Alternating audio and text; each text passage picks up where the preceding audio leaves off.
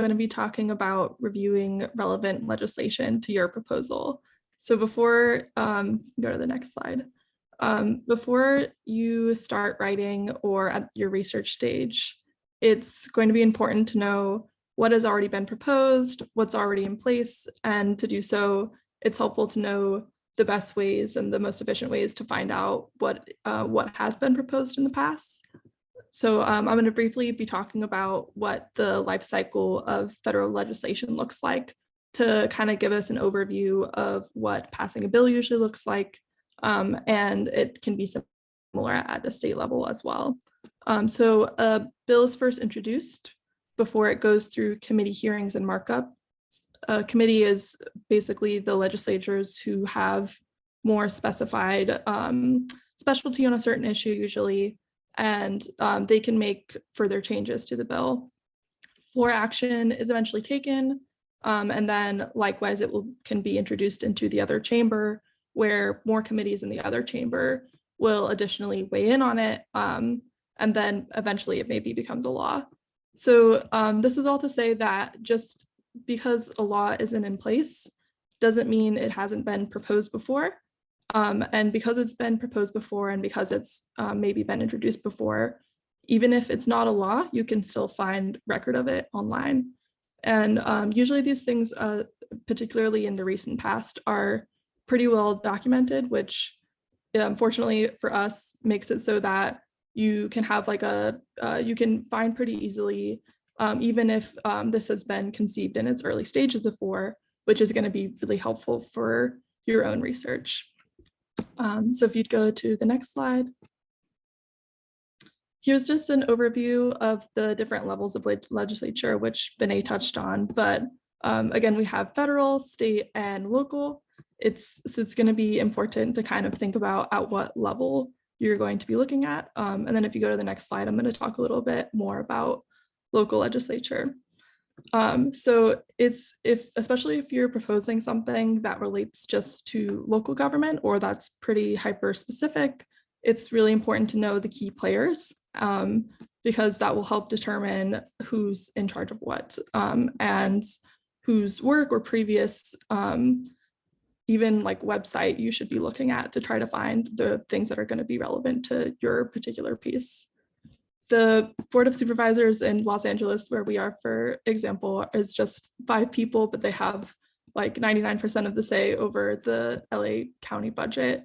For example that I encountered recently was specifically with an LA City council member had provided a rebuttal on a specific piece of legislation that I was working on. And it was kind of in the process of its inception. So I was able to see just online, like, what are they thinking about? What's the most current thing? And how can I make my, what I'm writing distinct from what legislatures have already put out into the world. Okay, next slide. Okay, so just because something isn't in place doesn't mean that it hasn't been proposed before. So likewise, if you're introducing a policy memo that's been proposed like in the recent past, it might not be as interesting and it might not be as interesting to a journal. So it's going to be important to know if it is unique. If you're proposing something at the state level, it could be important to look at what other states have done. So let's say here in California, a certain law isn't in place or a certain policy isn't in place. Maybe I can look into if Ohio has implemented it in the past and how it's gone in Ohio, and that can be a good guiding point to help me shape my policy. And if you're looking at something that's a shared jurisdiction, for example, between the state and the federal level, you're going to want to do your research across both state and federal policies. Slide. And this goes back to my previous slide of who's in charge of what. So if you know who's in charge of a certain purview, then you can look who's in charge of them and who's in charge of them. So if you're interested in something to do with the environment, maybe you want to look about the Air Resource Board, and then who's in charge of the Air Resource Board, the EPA, who is run by the California state government. And under the California state government, you have the governor and the legislature who passes the law. And since you're dealing with the environment and natural resources, the committee you're going to want to look at is the Natural Resource Committee. Then you can go back through and see what the Natural Resource Committee has proposed in the past and the levels of that relevant committee. So yeah, it's important to figure out who can do the relevant things. Scope, and I already touched on this a bit, but an example of a scope would be how far back do you want to look? So if you're working with a newer problem, you might not have to search the historical records as much. So the example here that I would use is like legislating broadband internet. It's not that new of a technology, so you won't have to search that far in the past. But if you're doing something that you might require a larger scope of history, you might have to get further into the archives. Okay. And I've provided some links here that might be helpful. I think we're gonna send out this afterwards, so you might be able to follow them more in depth. But there are some really helpful legislative search engines available online.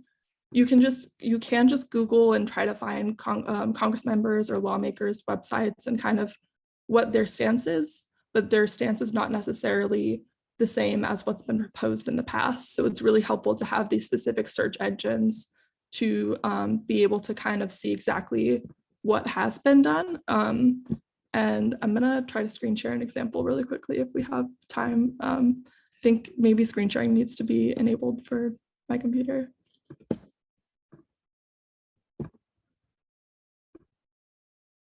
Okay, awesome.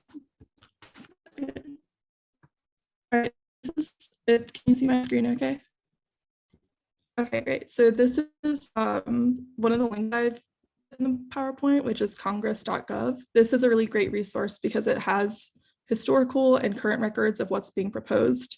And you can search by legislation and law number specifically, as well as phrases in the titles and phrase in the bill text, and what the subjects are, what the action status is, who the sponsors and co-sponsors are. So I'm just going to type budget as an example in the search engine. And you can kind of see, and you can get more specific with it, obviously, but you can see something in the House. Here's a Senate bill. Here's another Senate bill. And this is really great because it gives you the level of specificity even to where you can see that this was just introduced, but was not passed in the Senate or the House. And not only can you see summary, but you can also see the bill text. You can see the committees relevant, co-sponsors. So yeah, this is just an example of a tool that can be super helpful.